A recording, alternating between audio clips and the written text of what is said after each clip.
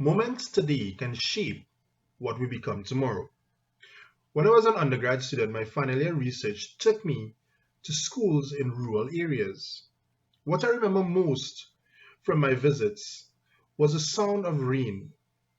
There was a little child at this one school in maybe a class of 20 or so students, and he was completely captivated with the rain that he saw outside while the lesson was being taught. I thought to myself that there could have been a better way to engage him in the classroom. You can work with me as we discuss the issues in incorporating technology as a strategy to engage students in the classroom. In today's world, the computer has become a major tool in the 21st century, both at home and in the workplace. Since educators in the 21st century need an understanding of the technology, research from Wong and Wong in 2015 suggests students are not interested in the traditional teacher-centered method of teaching. According to Bates in 2000, a divergence from traditional recall of facts to methods encouraging creative thinking, problem solving, analysis, and evaluation is required to motivate 21st century students. Frand in 2000, simply put, educators need to move away from the behaviorist type teaching to constructivists that employ less transmission and more transaction and transformational practice. This is from Johnson in 2010. Classrooms across Trinidad and Tobago are faced with a combination of individuals from a variety of economic, cultural, and religious backgrounds. Our school system is not unlike the international system where boys and girls share the same classroom. Our nation is one that is reflected in the classroom, where a diverse mix of races and individuals with cultural backgrounds are found. This difference in culture can create a huge divide in the classroom. Technology in the classroom seeks to bridge that gap. Our classroom is now becoming a global village where we can have access to a variety of information. I am Chris Marshall, and I will attempt to focus on the socio-cultural issues associated with integrating technology in the classroom. Internationally, technology is changing the classroom and culture of the classroom. The literature suggests that many minority group students, such as Afro-Americans, may be at a disadvantage when incorporating technology due to their hands-on nature.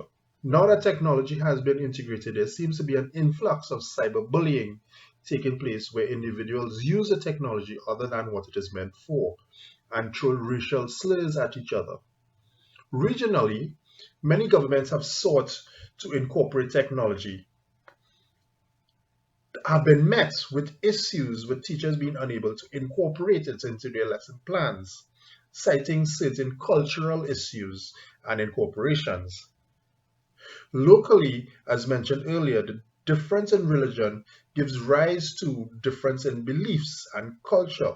Issues of integrating technology can be as a result of the need to keep some of the core beliefs of the school alive. Technology should be managed.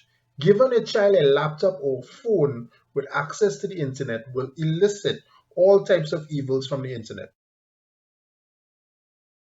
Students may have tendencies to use and abuse social media while at schools. We have all seen the prevalent videos of student fights and school upheaval. This is where schools' internal policy based on their own socio-cultural norms will apply. I now hand you over to my colleague Roshni that would further divulge new information on the socio-economic aspect of integrating technology in the classroom. Thanks, Chris. I will now look at the socio-economic part of our issue. Marxism refers to the social and economic theories of one of the founding fathers of sociology, where he believed that history was very much determined by the struggle between the ruling bourgeois class and the oppressed working class, which had conflict interests. This perspective can be seen in the socio-economic issue of using technology as a tool for student learning in the classroom. The Ministry of Education has introduced ICT into the curriculum from Forms 1 to 3, in addition to computer studies and IT offered at higher forms. In all our schools, be it board or government owned, there are students who can afford laptops and the newest of technological devices. However, there are those whose parents struggle to even send their child to school on a daily basis, let alone buy a device that the child can use in the classroom. Some could only afford smartphones, but it is definitely harder to take notes, do research, and present work on these as compared to those who own laptops. Another issue is that there are students who have access to data plans and or the internet at home to do assignments, follow up on classes, while others do not.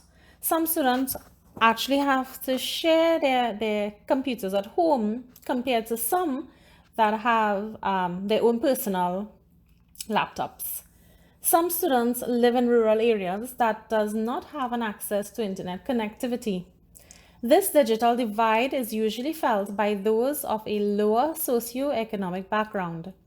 It therefore shows that the students of higher socio-economic backgrounds tend to be more proficient and show higher success rates at school. This issue poses a challenge to us as teachers as we aim to educate and engage our students as well as inspire them to learn. I now turn you over to Ishvani, who will continue the discussion.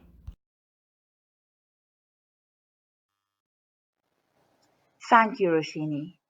I will be focusing on the psychological aspect, which is threefold, as it refers to the learner as individual, the learning process, which is how the learner benefits, and the learning situation, which are the accommodations of the formal school setting which allow both the learner and the learning process to flourish.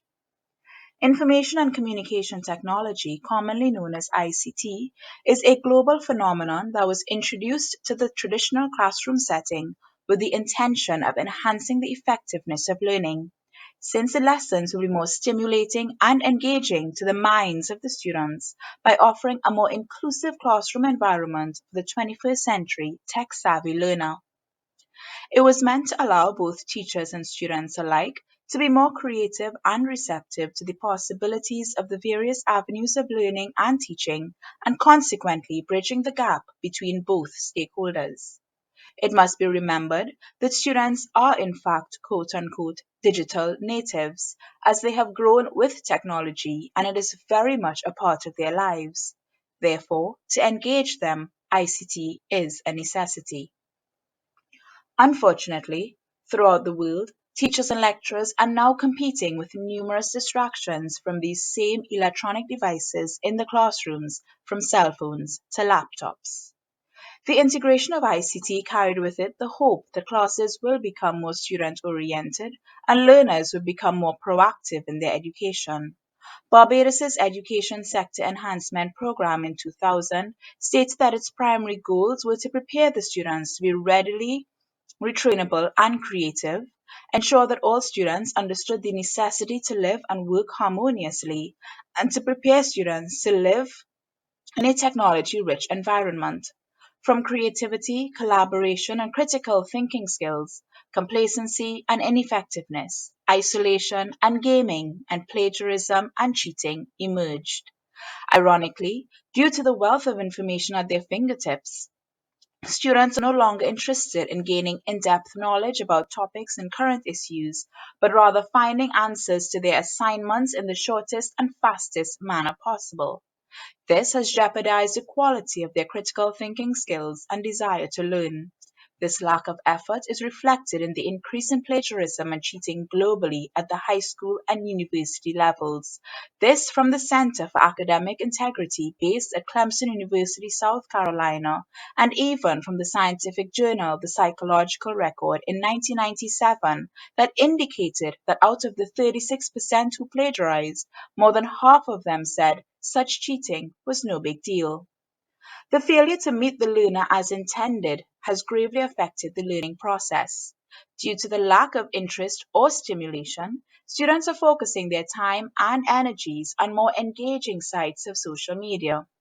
This phenomenon has permeated all spheres, as currently two countries ranked in the top three internationally for their education systems, Canada and Finland, have decided to ban digital devices in the classrooms due to the negative distractions on the learner. And I quote, "When in class, students should focus on their studies, not their social media," said Stephen Lacey, Minister of Education of Canada, in a statement. "That's why we are restricting cell phones and other personal mobile devices in the classroom." End quote. A 2013 study titled "The Impact of Mobile Phone Usage on Student Learning" by a PhD lecturer in Ohio University discovered that students who were not using their mobile phones jot down 62% more notes than their peers who were. In addition, and ironically so, the phone-less students were also able to recall more information and scored a letter grade higher on a multiple choice test. Cell phone misuse and social media dominance in classrooms is a global issue and continues to break down the learning process. The French government banned cell phones in classrooms in July 2018.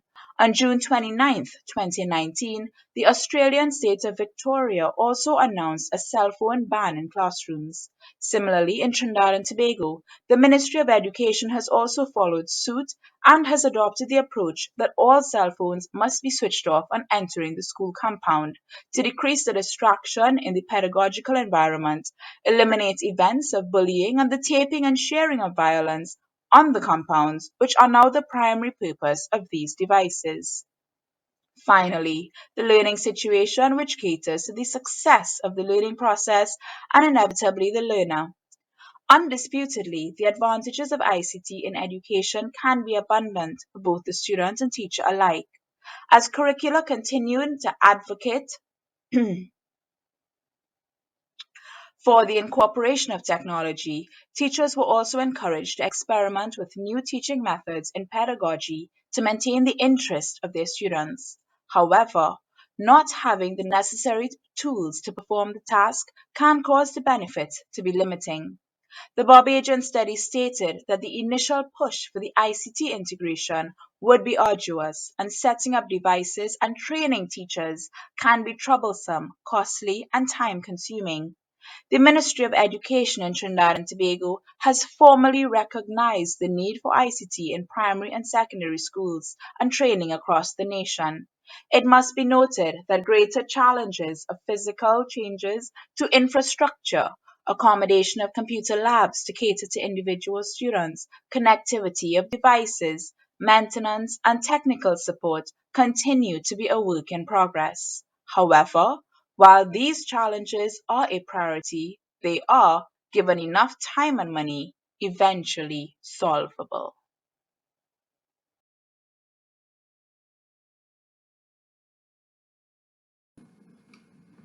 Thank you, Ishvani. I am Ishaq Mohammed, and I will be looking at the issues related to use of technology in the classroom from an HFLE perspective. Technology in the classroom may itself be a distraction from the lesson being taught. Students may easily get sidetracked with applications offered by the technology and not focus on the lesson. It is easy for a student to open another application, for example a game, on a laptop while the teacher is not close by. Access to social media can be a major distraction. Sending and receiving messages is a regular pastime of students with internet access. When a message is received, the student's entire focus switches to that message and away from what is taking place in the classroom. This is usually followed by the urgent need to reply to the message. Technology opens the door to an almost infinite amount of information, which allows students to access and use works that have already been done. This reduces the amount of active thinking by the student to complete the task and hinders the academic development. This can also lead to cheating and plagiarism. Use of age-appropriate content for the classroom environment is also a critical issue with technology. With the abundance of material available, it is easy to choose media that may be inappropriate for the student level.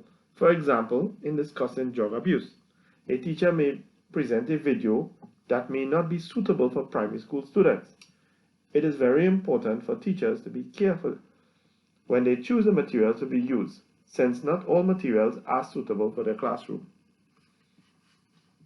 Technology also reduces interpersonal interaction time, which is crucial in the development of the social skills required for students to function in society.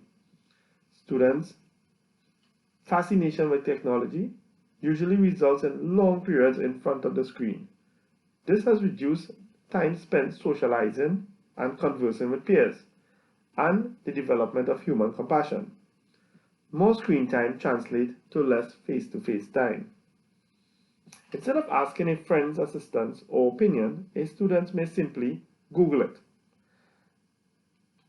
Keeping these issues in mind, technology has many benefits in a classroom, but should be used with moderation. I now pass you over to Shirlan to continue the discussion.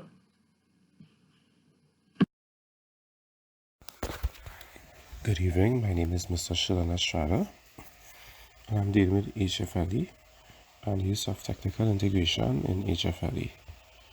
Two key issues in HFLE that I will look at is dealing with health and proper dieting and proper eating habits. So most students are not aware of what they're eating, especially during their school years, and what could happen is if we use proper technology via the social media, if we get advertised or the health educators use a blog or social network and video sharing via cell phones to show students the proper foods they can eat, it will probably help them to have proper eating habits, in addition with learning materials that can help them. Another issue what I look at under HFLE is dealing with relationships. Some children at home suffer from abuse and are forced to run away from home, but they look to the social media in a negative way for love and comfort. Long ago, 10 decades ago, people used to worry about girls going with maxi conductors, boyfriends outside, but now you have these sexual rumors on the internet. So what can happen is we can use technical intervention to properly inform them about the dangers of having relationships, proper sex education. And I used the article on April 29, 2019 by Dr. Varmalia Singh. He stated that abuse from authority figures are driving girls away from home, where we have the issue with single mothers. And this, in addition to that, he also stated that children turn to social media for comfort. We can use the technology to properly inform them of, again, the dangers of going outside with another partner and proper sex education.